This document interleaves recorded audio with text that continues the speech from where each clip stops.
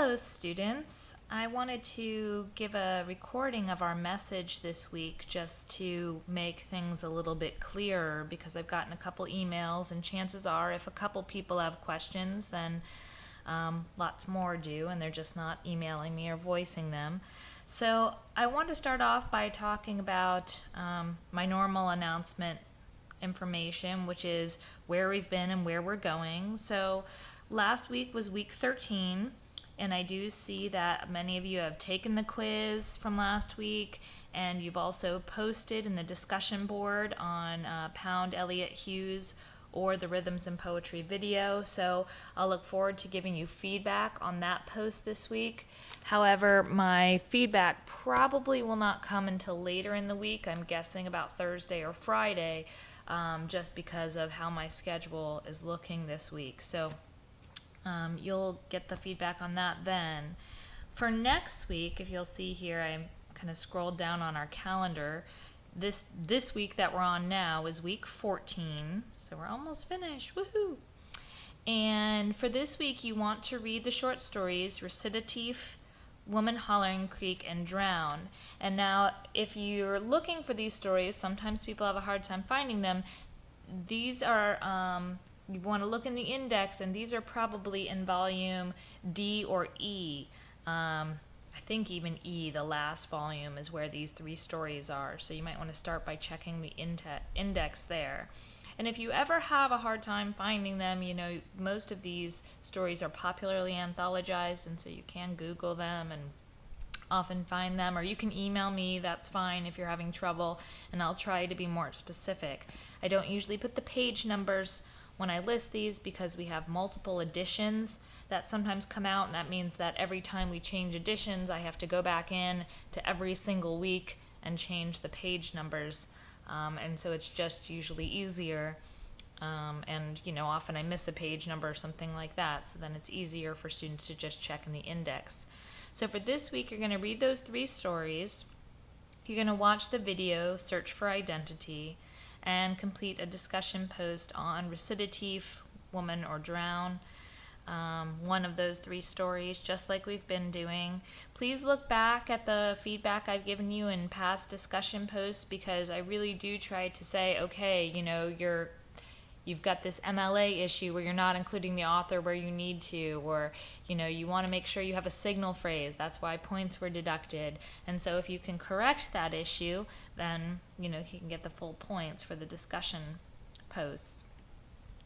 The other thing due next week is a rough draft of our creative assignment with annotated bibliography, and I wanted to explain a bit more about that because it's a little bit different and I don't have many samples for it.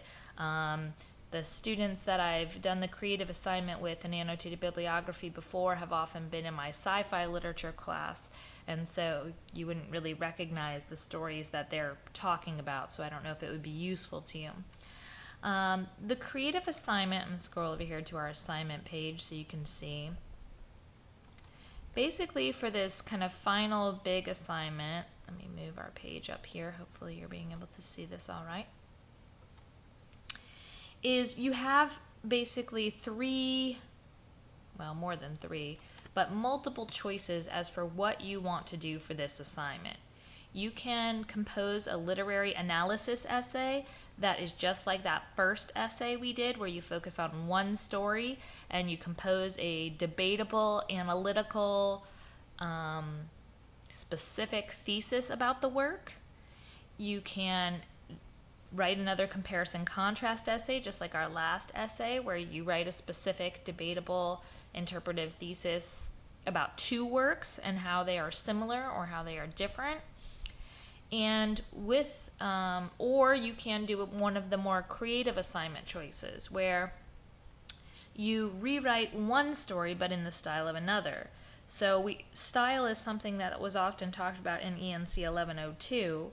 I'll try to give you maybe a link in the announcements so you can refresh your memory on what that is, but the style is basically how the writer uses words, sentence structure, tone, those kind of things. So for example, you could rewrite The Luck of Roaring Camp, but in the style of the Wonderful Tar Baby story, so saying it more like a parable, using dialect. the way the Wonderful Tar Baby story does. And I say you're looking for 4 to 5 pages in there. It may, that may mean you need to condense the story or leave out parts of the story, because The Luck of Roaring Camp is probably longer than 5 pages if I remember correctly. But, and that's okay to do. As you take on your own creative take on the story, you might need to, like I said, edit some of the ideas out or focus more on some of the other ideas, but you're taking the basic plot structure, the same characters, all that stuff, and you're just rewriting it in a different style. The second bullet point there under your creative choices is to use a story or stories from this semester to inspire you to write your own short story. So let's say you really enjoyed reading The Lost Beautifulness, and it made you think about, I don't know, your own grandparents, or I think one person wrote about her boyfriend's father, their family who emigrated here. And so you might say, wow, I'd like to write my own story of immigrating to the United States, fictional or even based on real events if you wanted to do it that way. And then you would talk about how the lost beautifulness, this would be in this in addition part. So you would write your story, and then in addition, in another 1 to 2 pages, you would explain how the lost beautifulness influenced your story, like excuse me, how it made you come up with the idea to write about it,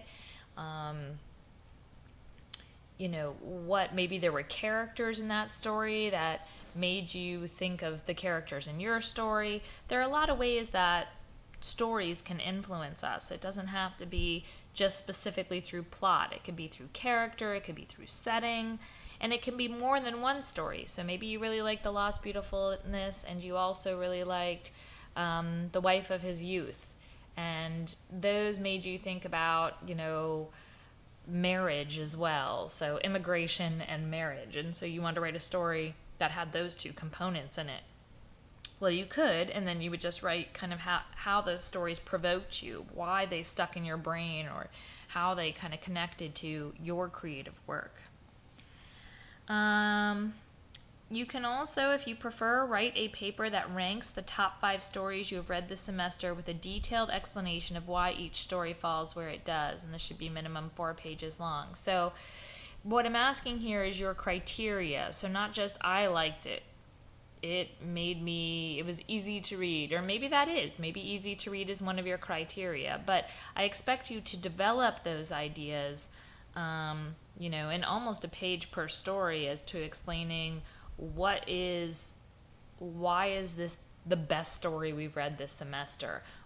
How does it stack up against the others? Why were others left out and these were included in your thing? So if you had to recommend stories to someone else to read from this semester, what would you recommend and why would you recommend it?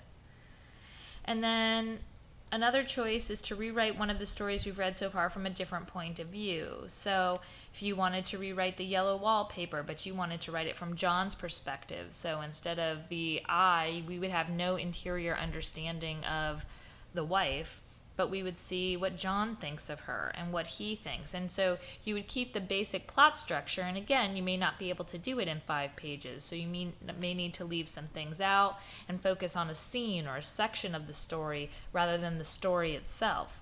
If you can fit it into 5 pages, that's great if you want to condense it a little bit. But what I'm looking at there really is that you understand point of view, and I'll try to put another link into our announcements, but that's something that we study in ENC 1102 is point of view is the perspective from which the story is written. Who is it written from? What do they see? How does their voice create the story? So the story would be very different if it was told from John's point of view. And then finally, you can adapt one of the stories we've read into a video for 5 to 10 minutes. This can be a skit, a silent film, a montage, something else entirely. I've had some students do this, and I've got to caution you, it is kind of challenging. I've also had students work together to do this, so if you have a friend in this class, you may want to enlist him, her, them to be your actors or to work together on this, that's fine.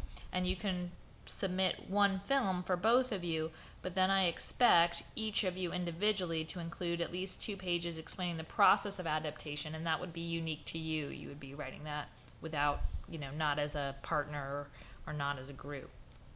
And please, in that, you would include the good, the bad, and the ugly of this process. So as you're adapting a story, what were the challenges you faced? What were the difficulties? What did you like? Did it help you understand the story better?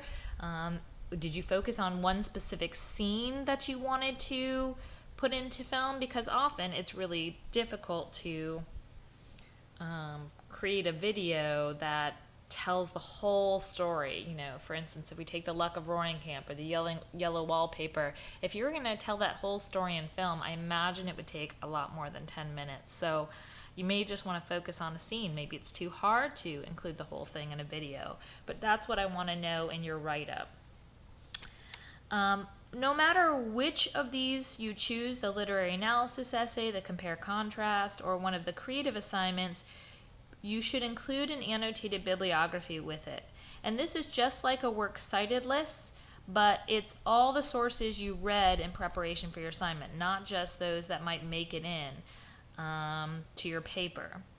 So, and I'm saying that you want to have a minimum of 3 secondary sources for this. So if you're writing a literary analysis essay on Drown, you're going to have Drown, and then you're going to have 3 more critical sources. And these sources, I encourage them, if you're writing a literary analysis, to find critics from the databases. And I still encourage that even if you're going to do the film or the review. The databases offer literary criticism. It's hard to find the literary criticism through Google or through the internet because you just end up getting a lot of overviews of the story. Here's the plot, here are the characters, here are the symbols, and that stuff is useful in understanding the story. It is, but it really doesn't often go deep enough. It doesn't help us understand how people can see the story differently. So when you form an adaptation of a story into a movie, there are different adaptations. Some people focus on one thing and some people focus on another. I was reading a book to my son the other day, The Fantastic Mr. Fox by Roald Dahl, and then I watched The Fantastic Mr. Fox, the Wes Anderson adaptation of it, and it was so different from the book. So, different people might see the book differently or focus on different elements of it, and that's what literary criticism does, and that helps you to get a deeper understanding of how people, not just how it's composed as an art form, but how people see the text, how scholars argue about it. So the annotated bibliography, and I will attach this example I have here, but this is just one source to give you an idea of what it looks like. And you'll see all it is the works cited citation, and then it's 2 sentences summarizing what the source is about. So what does the source argue, or what does the source focus on? You can go into 3 sentences if you want, but I really don't want it to be too in-depth, and I don't want fewer than 2 sentences. 2 sentences is really cutting it short there. But that's the annotated bibliography, and the sources you're going to use, like I said, I encourage you to use literary criticism. For me, that goes into the outstanding realm when I'm evaluating your sources on the rubric. But, if you're writing a review of something or a film adaptation, let's say you're doing a film adaptation of The Yellow Wallpaper. There is a film adaptation of The Yellow Wallpaper out there. You might want to go watch it, and that might be one of your sources. That might help you to understand it. So I hope this makes this assignment a little bit clearer as you're going through things. Some of you have said you'd like to talk about it or given me a call about it, and that's fine too. I'm happy to talk over the phone. If you've got an idea and you're not sure if it's really a good fit for this assignment, give me a call or come by my office, or even email me, that's fine too, and we can talk about that. So hopefully that gets us into, like I said, the rough draft will go into next week, and I'll give you some feedback on what you've got. And then we're almost towards the end of the semester. I'll talk more about the oral presentation next week when we get there. I hope you all are doing well and aren't having too much end of semester fatigue. Let me know if there's anything I can do to help you through this process. Thank you.